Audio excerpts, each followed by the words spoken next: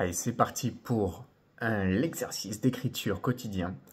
Et ce matin, je me suis concentré sur mon activité de coaching pour différencier les faits des histoires.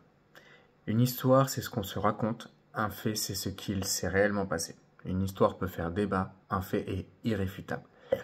Bien souvent, dans les problématiques de personnes en coaching, le coaché se raconte des histoires. Mon objectif, et avec une écoute active, va être de démêler les faits de son histoire. Ce qui n'est pas forcément facile, dans le sens où le coaché s'est tellement convaincu de son histoire que d'aller creuser peut le déstabiliser. Prenons l'exemple d'un coaché qui me dit « Oh là là, ça ne va pas, mon boss m'a humilié devant tout le monde. » Là, mon objectif est de poser des questions ouvertes et revenir sur ce qu'elle a utilisé comme mot. Qu'entends-tu par humilié? Eh bien, il m'a mal parlé. Là encore, c'est une histoire, car cela peut être débattu. Qu'est-ce que ça veut dire mal parler? Je vais chercher le fait. Qu'est-ce qu'il t'a dit factuellement? En fait, il m'a dit de finir ce dossier pour vendredi, mais c'est son ton que je n'ai pas aimé. Ah, d'accord. Donc quand tu dis qu'il t'a humilié, c'est qu'il est venu te parler avec un ton plus froid que d'habitude, c'est ça? Oui, voilà. Je n'ai pas aimé parce que c'était devant tout le monde.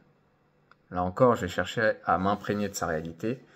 Quand tu dis devant tout le monde, c'était qui et devant combien de personnes?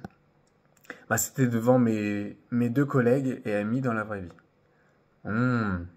Donc le fait qu'il est venu s'adresser à toi avec un ton plus froid que d'habitude devant tes deux amis t'a rendu en colère. C'est bien ça?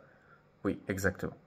Donc là, on est passé de « il m'a humilié » à bah, « il est venu m'adresser, il m'a humilié devant tout le monde et il est venu m'adresser de rendre ce dossier d'un ton froid devant mes deux collègues. » Donc déjà, il y a vraiment cette nuance. Et une fois qu'on a ça, on peut une fois qu'on a les faits, on peut approfondir. Mais par rapport à ce que tu me dis là, c'est quoi le vrai problème? Et là, on va se rendre compte que oui, bah, c'est le fait d'être pas reconnu par mon travail.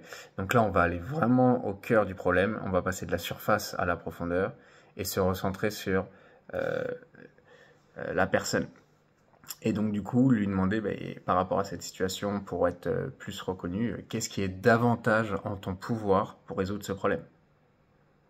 Et là, souvent, on a un temps de réflexion parce que on a tellement rejeté la faute sur d'autres personnes à l'extérieur que quand on est recentré sur soi, il y a un temps de réflexion qui est très positif justement, parce que là, la personne va se recentrer sur sa zone de contrôle. Et il faut savoir que le coach, c'est comme il est fainéant. Il fait bosser le coaché. Car s'il conseille, ça ne marche pas, bien souvent. Donc le coaché n'a pas besoin d'expert extérieur. Il est son propre expert. Et là, mon rôle en tant que coach, c'est de lui faire prendre conscience qu'il a les solutions aux problématiques qu'il s'est auto-créées, auto-engendrées.